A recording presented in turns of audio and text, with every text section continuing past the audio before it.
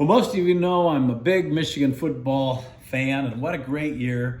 We had a college football playoff game, the first one that came down to the wire, and in the fourth quarter we were losing and it didn't look good. I want to talk to you about it in your morning cup of inspiration.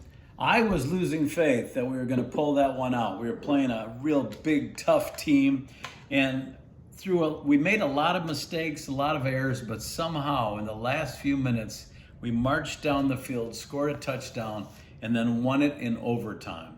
And after the game, the coach was asked about it, and he said, I trust this group of players so much that I knew that they were going to bring it down and pull that game out and somehow score that touchdown. He knew. You know, there's a verse that talks about knowing before things happen. It's in Romans 8:28. And I had this on a plaque in my locker at QVC, and every night before I went on the air, I would read this verse.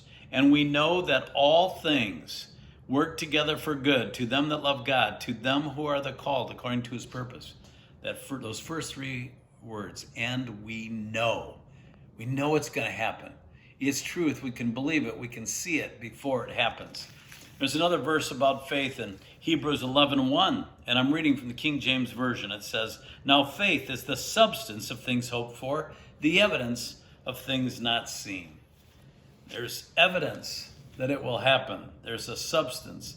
And Jesus demonstrated this in John chapter 11 when Lazarus had died, and he arrived in the town a few days later, and everybody said, he's dead, he's gone. Why weren't you here? He said, relax, Lazarus is going to live. And he said in chapter 11, verse 40, he was saying this to Martha, who was Lazarus' sister. He said, didn't I say to you that if you would believe, you should see the glory of God? So that's the key. You have to believe first and then see. The world says seeing is believing.